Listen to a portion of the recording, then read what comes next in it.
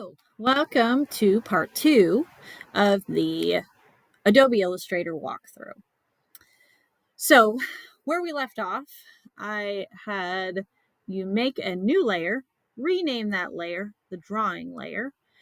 I had you lock the previous layer, the shapes layer, and if you want, you can hide it, although I don't think that that's necessary. You might notice that the guides are under the shapes layer. So if you hide the shapes layer, you're also going to hide your guides.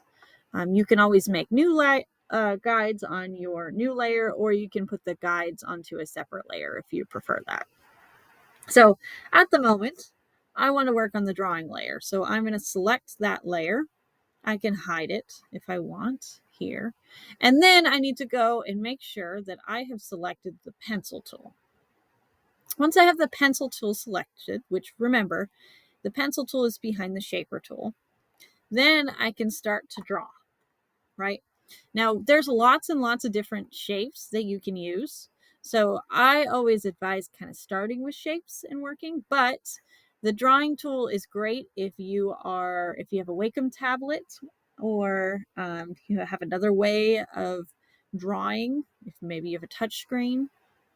But you can certainly draw whatever you want with this, and it'll come up with some sort of weird line. One thing I'm going to do, I'm going to undo that really fast, is you're going to click, and wherever you let go, that's going to be where that opening is right there. So if I were to fill this, you're going to have a section that isn't connected to anything. So just be aware of that we can always extend this so it goes all the way to this point, but you're going to have an opening somewhere if you're not careful. Actually, I'm going to undo this. Control Z, once again, goes backwards. You also have histories in here, where is the history?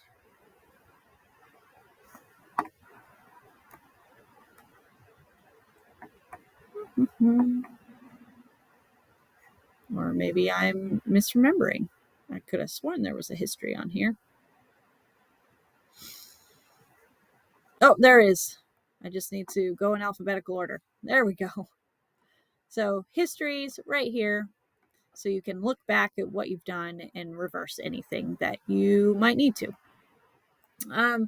So once I have this tool, I can draw something in there like so, copy what I'm going to do.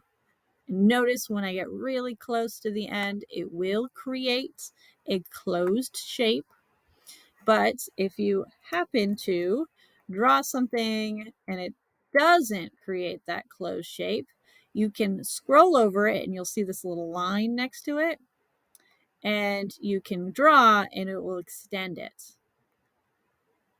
And then you can connect it to that spot, which if I zoom in, you'll see that they are connected, right? Now I can fill this in with a color. I can control the edge too. So if I want this to be this blue color and I don't want to have an edge, there's no stroke to it, no outline, then I can also play with my pen tools. I can add points. I can go to my direct selection tool. I can select these points and navigate around these. I can also go through and I can resize this if I need to. So yeah, you can definitely do all kinds of things that you can do through Photoshop. But you have to remember that this is a vector, so that means it can be resized without losing quality. Now, say I want to create another shape, and I'm drawing the shape directly on top, and I'm going to make this, let's say, black, right? So I've got a black shape. Oops, I need my direct selection tool. Now, if I select both of these shapes, right, you will see that in my properties panel, I've got some new things here. If I click on this one, it will line up the centers. if I click on this one right here, it'll do a vertical alignment and it'll align them so they're both right on top of each other. You'll also notice that you can group things. I usually will use Control G to group them. If I group them, it makes it really easy to select them again because both of them are selected. All I had to do is click on one shape and they stay together. You can ungroup them, which you can use ungroup here. You can also use up here shows you Control G and Shift Control G are your hotkeys. It's always good to be able to go back if you need to. Now I'm going to select them both again, and you'll see that there are some other things up here, some pathfinders. If I click here, it will unite them. It'll make them both the same color, and will make it one shape, right? So I've lost my circle. I can also go over to this, and I can click minus to front. So you'll create a compound shape. Back to front. You'll create a compound shape that takes both of them and gets rid of whatever the same information is, right? So there you go. It's gone. I also have over here an intersect. This one is going to be, sorry. The other one was to delete what was behind, right? And just keep the shapes that are knots that don't have anything behind them. So that's what this one was. But then this one is intersecting, so it's only going to keep the ones that are connected to each other. And then this last one here is to exclude. So when you click that, anything that's overlapping is now going to disappear.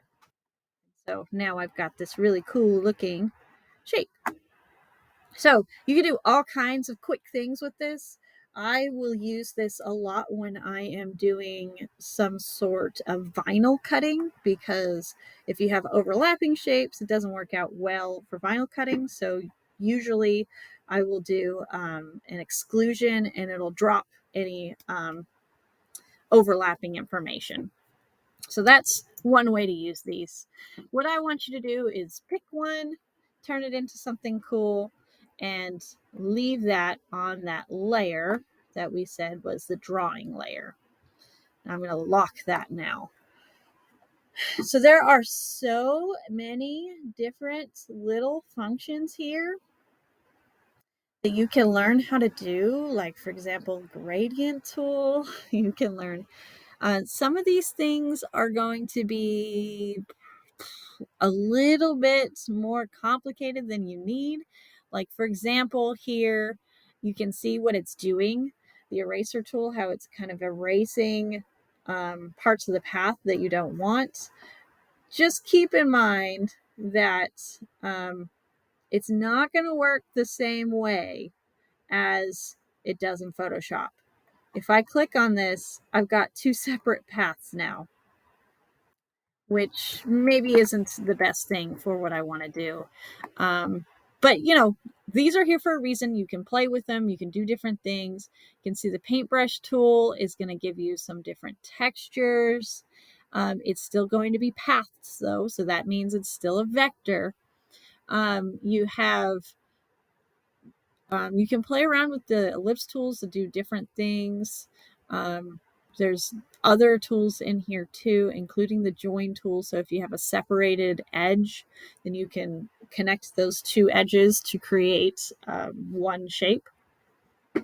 So like I said, lots that you can do. I really love this program because I feel like it's very versatile. And the last thing I'm going to have you do is I'm going to have you create a new layer. And I'm going to name this layer duck. You should name your layer duck too.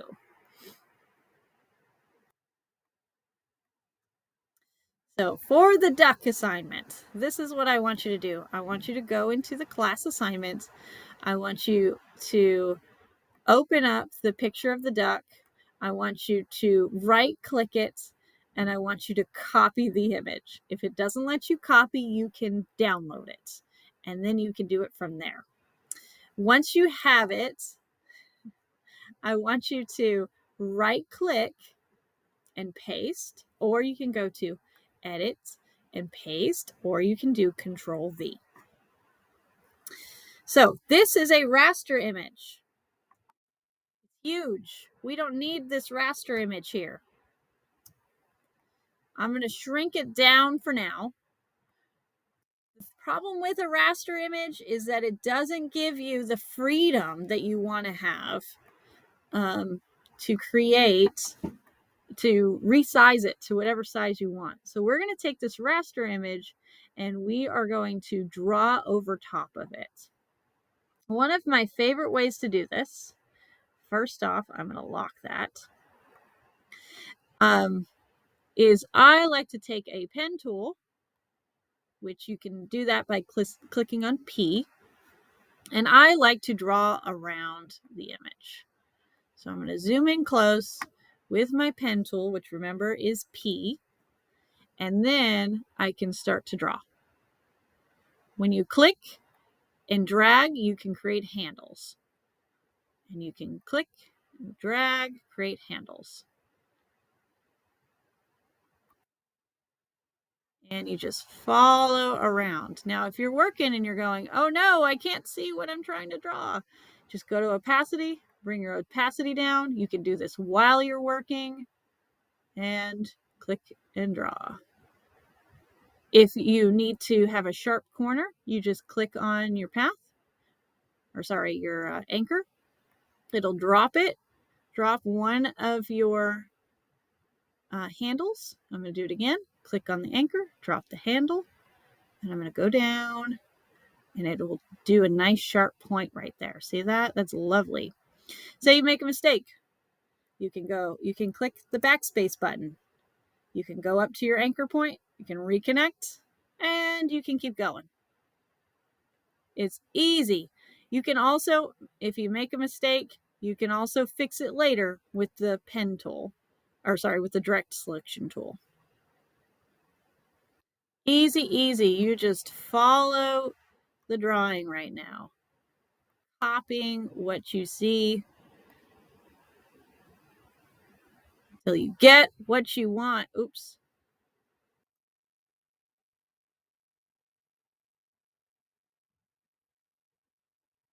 And once you have what you want, I'm going to bring the opacity all the way up to 100. And this duck's head is green. So I'm going to click on my selection tool. I'm going to click on the duck's head. I'm going to change it to green. And there you go. I have the head of the duck already. You are going to complete this whole duck. Every color is going to be its own object, like you see that I've made here. You make a mistake, remember it's easy to go back into the direct selection tool, select the spot that you need to adjust, and make those adjustments. But I want to see a finished duck. And then I want you to save the file as an Adobe Illustrator file. File, save as. Save it on your computer. Save on my computer. Ooh, it's really trying to get me to save it elsewhere. Make sure it's 23 duck and then your name. Save it somewhere where you can find it. It's a good idea to save it into a flash drive so that you can access it later. Make sure it's all nice and high with PDF compatible file and press OK. Once you're done with that, make sure it is uploaded to Google Classroom so that your teacher can grade it. Alrighty, that's what you need. You need a couple shapes on one layer, the shapes layer. You need a drawing that is combined shapes, and then you need to work on your duck on its own separate layer. Thank you for watching. I hope that you learned something, and I look forward to seeing your ducks.